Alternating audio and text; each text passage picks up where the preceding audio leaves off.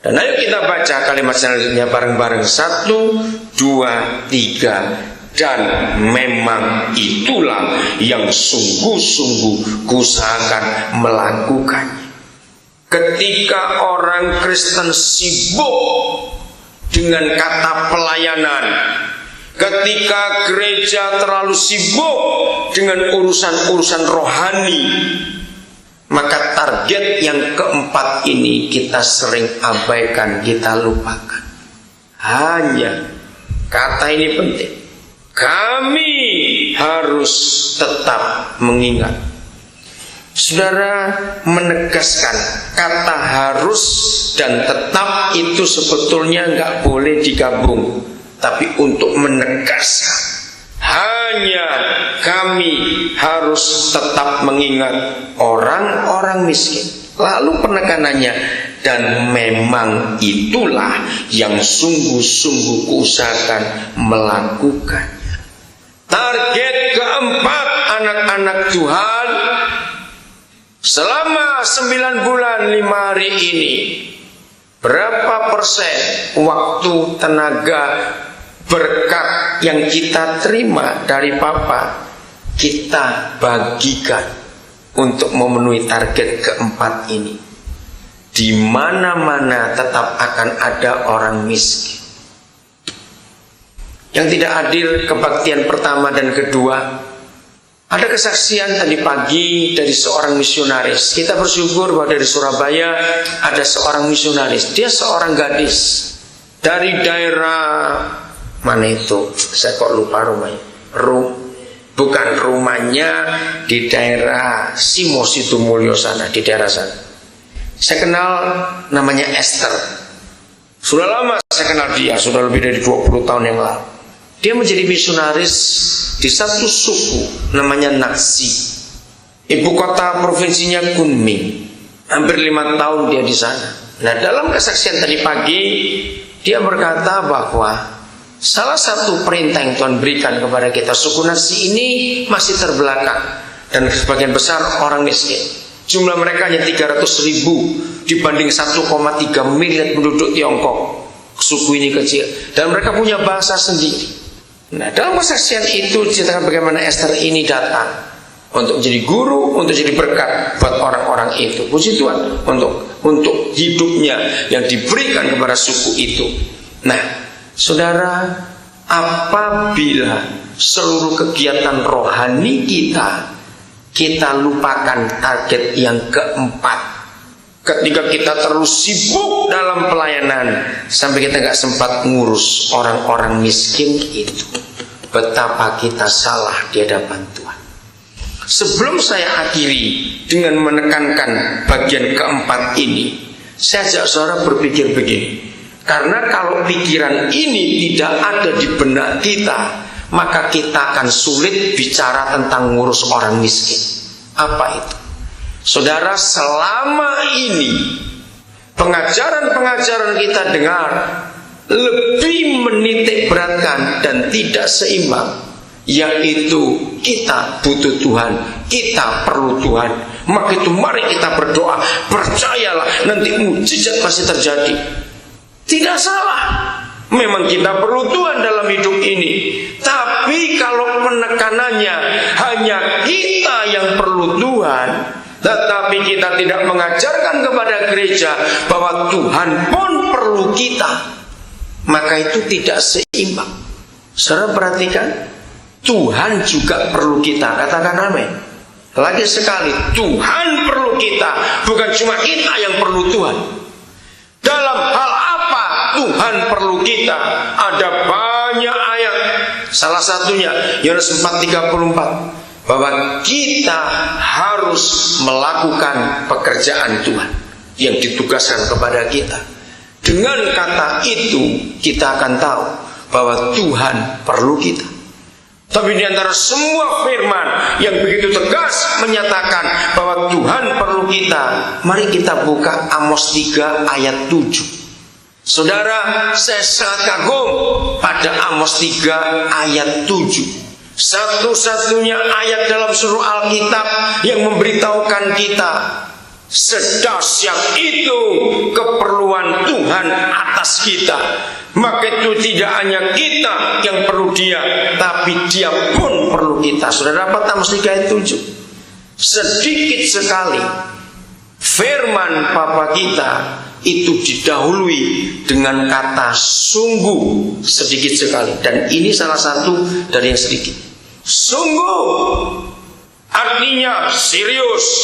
Aku tidak main-main. Sungguh Yahweh Tuhan tidak bagaimana teruskan berbuat sesuatu. Artinya apa? Dia diam atau tidak? Kalau sampai Bapa kita tidak berbuat sesuatu, berarti dia berhenti atau tidak? Siapa jawab? Dia berhenti atau tidak? Dia berhenti. Mengapa dia tidak bisa berbuat sesuatu? Baca terus. Sebelum apa? Dia bagaimana? Ayo teruskan. Dia bagaimana? Menyatakan apanya? Keputusannya kepada siapa? Hamba-hambanya, yaitu gerejanya, yaitu kita, para nabi. Tahun 78 saya dapat pewahyuan ayat itu. Dengarkan ini saudara. Kalau tahun 78 saya nggak dapat pewahyuan firman ini, maaf, maka pelayanan saya nggak akan sampai seperti ini. Sejak tahun 78 ketika Amos 3 ayat 7 dinyatakan oleh Roh Kudus dalam hidup pelayanan saya berubah. Di mana berubahnya? Seringkali kalau ada pekerjaan Tuhan tidak selesai, seringkali kalau ada pekerjaan Tuhan kacau, bahkan sampai bubar, maka dengan gampang kita salahkan setan. Itu pasti setan, itu setan yang kerja. Ayo kita doa peperangan rohani. Wah, nengking setan. Enggak, saudara. Ternyata yang bisa menghalangi pekerjaan Tuhan bukan setan, tapi kita gerejanya. Ya ini ayat. Sungguh Yahweh Tuhan tidak akan berbuat sesuatu. Berarti dia stop. Dia diam, dia berhenti. Kenapa? Karena kita rekan sekerjanya nggak bisa diajak mengambil keputusan. Apabila kita tidak mau diajak mengambil keputusan, maka dia diam, dia stop. Siapkan foto-fotonya. Saya mau tunjukkan foto-foto ini. Kalau tidak ada ayat ini nggak akan, saudara. Ini layak masuk muri, ya, museum. Ada tanggal 17 Juli yang lalu 2008 Tuhan mempercayakan kami untuk membuka sekolah yang ke-33, 34, 35 tahun ini. Nah ini sekolah ke-34 SMKK, Sekolah Menengah Kejuruan Keperawatan di Manokwari. Begitu kami dipaksa oleh pemerintah untuk buka ini TK kami di kampung, saudara, yang daftar hampir 1.000 orang. Saya bingung. Setelah dites masuk 720 orang. Itu satu angkatan, kelas 1 semua SMKK. Nah ini SMP SMA di kampung. Oke? Nah yang ke-33 itu begini saudara. Di satu kampung namanya Momi Waren. Momi Waren itu di Kabupaten Manokwari, ya, di Provinsi Papua Barat. Ada satu kecamatan namanya Kecamatan Ransiki. Nah, di Kecamatan Ransiki ada sebuah perkampungan terdiri dari 8 kampung, namanya Momi Waren. Nah, 8 kampung ini luas wilayahnya hampir setengah Pulau Bali. Cuma 8 kampung. Penduduknya sekian ribu saja. Tahun 98 kami mendirikan TK, 3 taman kanak-kanak yang pertama dan SMP yang pertama di kampung itu. Namanya Sukuso di kampung itu. Nah 10 tahun kemudian, waktu kami mensyukuri bulan Juni yang lalu masyarakat minta, Pak, kalau Bapak sudah berhasil mendirikan TK dan SMP di kampung kami minta SMA Pak untuk tahun ajaran 2008-2009. Saya berunding dengan kepala sekolah, dengan guru-guru kami di Yayasan Persat itu. Kalian sanggup nggak buat SMP? Sanggup. Kalau sanggup, kerjakan. Tugas saya cuma carikan dananya, mereka yang bekerja. Lalu waktu pendaftaran, kepala sekolahnya namanya Monty Manuruk dari Tanah Batak. Dia cinta Tuhan, dia mengabdi betul-betul untuk orang-orang Papua. Dia telepon saya setelah keluar ke kota, berkata, Pak, yang daftar ada 100 sekian orang. Oh, banyak sekali. Iya, setelah kami tes, kami cuma terima 84 siswa. Itu kelas 1. Tapi Pak, yang 21 orang itu tua-tua. Nah, saya pikir tuanya itu seberapa itu. Ternyata saudara, begitu tanggal 10 Agustus saya tiba, ada seorang anak tahun dari Surabaya di sini. Dia fotonya dari situ, Pak. Begitu saya masuk kelas itu, saya keluar lagi, saya menangis, saudara. Ternyata yang 21 itu beneran tua. Dan saya lihat di gambarnya itu.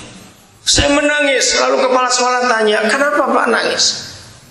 63 tahun bangsa ini merdeka, masih ada orang yang rindu sekolah. Lalu saya lihat, mana data mereka? Ketika saya perhatikan, yang paling muda dari yang paling tua itu kelahiran tahun 64, dan itu kelas 1 SMA. Saya lihat foto mereka, sudah opah, ada yang sudah ompong lagi.